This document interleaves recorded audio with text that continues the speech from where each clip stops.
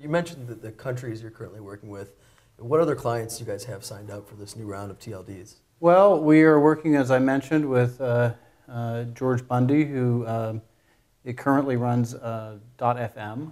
So you've probably heard of Last.fm, which is one of the big music sites. And he's doing .radio, and we're going to handle that for him, as well as .fm. We're working with former Mayor Ed Koch of New York City to do .nyc, and working with Al Gore and the Sierra Club and Surfrider and other environmental organizations to do .eco. And I think it's important to note that in most of those cases, there's a give back. So .eco is actually founded to generate money for the environmental movement. In the case of .nyc, we are giving back 30% or more to the city for internet projects. And one question I had: if two people are applying, what happens in that case? Well, it depends a little bit on what kind of application it is. ICANN makes a distinction between community applications, which are those that serve a community, and open applications, which are just, somebody wants something. So an example of a community application could be, dentists. It's a community of dentists. So in that case, the winner in a contention is that whoever has the most support of that community. So in that case, it might be if you have the American Dental Association behind you, you have a pretty good chance of winning it over someone who just knows 3 dentists. In the case of an open application, there's no panel, it just goes to an auction.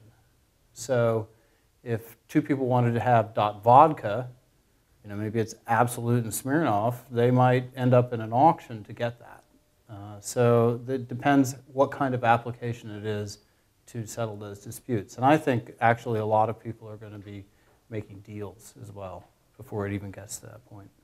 And who's running this entire process? Who's literally giving out these TLDs? Well, it's ICANN again. So that's the Internet Corporation for Assigned Names and Numbers. And that was formed in 1998 after domain names used to be free, and then there was a company called Network Solutions that ran everything, and they were charging like $100 for registration. So there was a lot of outcry about that.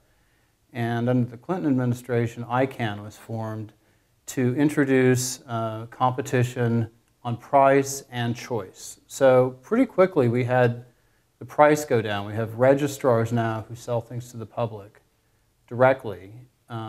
So a registry doesn't sell to the public, it goes through a registrar like GoDaddy or Network Solutions. But the namespace really hasn't had a lot of competition. So we've really just had .com, .net, .org. And you can go back and look at some congressional hearings in 2001 and 2002 where the congressmen were saying, you've got to introduce new names, you've got to introduce new names. And finally now it's happening. So this is really what it was meant to be all along. ICANN has finally sort of dealt with a lot of the issues and uncertainties that people have, and they're getting ready to really open up the namespace to give people a lot of choice so that you can get a name that works for you that's not going to cost you a whole lot of money. And if I wanted to go ahead and start my own TLD, how much would it cost me just to get going on it?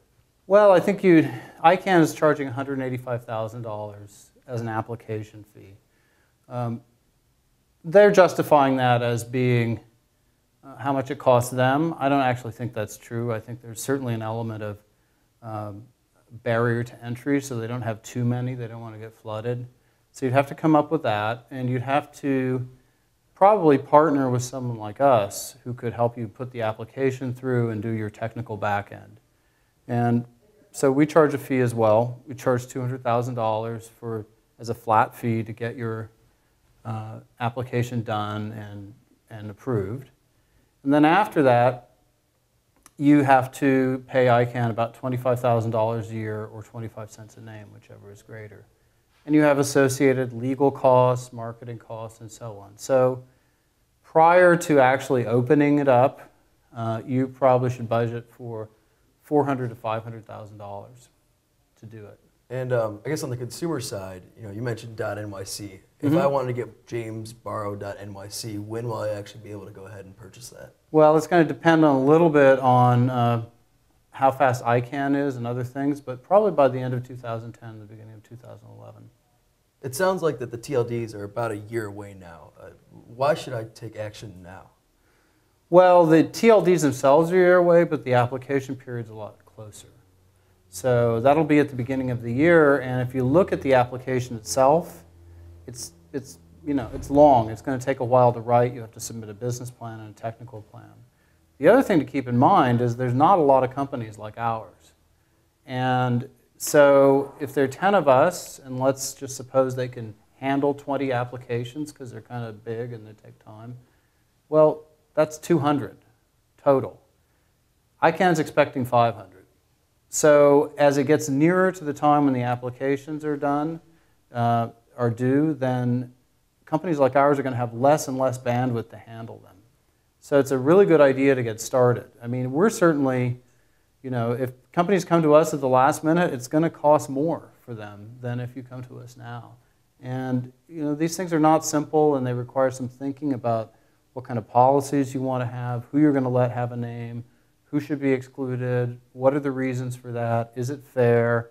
There's a lot of work to be done, so I would really encourage anyone who wants to do this to start thinking about it now and to contact us or one of our competitors as soon as possible. Make sure they have a slot. From talking to some other individuals over at Minds and Machines, it's clear that you guys have a good background in digital branding and intellectual property. What advice can you give to brands who are wanting to leverage the new TLDs but really have no idea where to start? Well, I think one of the things to think about immediately is your brand also a generic word? Xerox is a coined word. There's no other Xerox around. They're not going to have any competition for .Xerox. But if you're BET, which is Black Entertainment Television, which is a Viacom company, BET also spells the word bet. So someone could come in and say, hey, I want to run a gambling site, and I want to use the word bet. Viacom's going to have a very hard time objecting to that. We mentioned earlier .vodka. Vodka.com recently sold for millions of dollars. So we think that .vodka is going to be worth a lot to a vodka manufacturer. It's not their brand, but it is the word that describes what they sell. And if they own that word on the internet at the top level domains means there's nothing above it. So if they own that word, that's going to be worth a lot of money. So if I were a big brand, I'd be looking very hard at generic words that describe my industry because they're going to establish me as the leader in that industry, and that's a real big competitive advantage. Away from brands, what do you think the best new TLDs are going to be? Well, there's cities that have a big population. Really, the best ones are going to be those that people want to register in. There's a lot of volume. There's a lot of people who want names. And that really just means things that people have affinity for and that they want to display to the outside world. So the word "the" is a very common word, but nobody wants to be .the. It doesn't mean anything, and nobody wants to display it. But .nyc is, New Yorkers, they love New York, and they see hats and T-shirts all the time with the Yankees or the Mets or, I Heart New York or whatever. So that has a big population. There's a lot of internet penetration. Most people have internet connections and broadband connections. New Yorkers make a lot of money. So these are some of the things to think about in terms of cities. Other things you could think about are, for instance, .blog. There are 50 million bloggers. It's really hard to get a name. Minds and Machines, if there were a .blog, would definitely register mindsandmachines.blog, and they would put their blog there. That would be in addition to mindsandmachines.com and any other domain names we have. We think that domain names are a clue to the content behind the name. So it says .blog, there's probably a blog there. If it says .news, there's probably some news there. And so that's how we think it's going to work. There are going to be some that are going to be really popular because they describe functions that people do and a way to be found.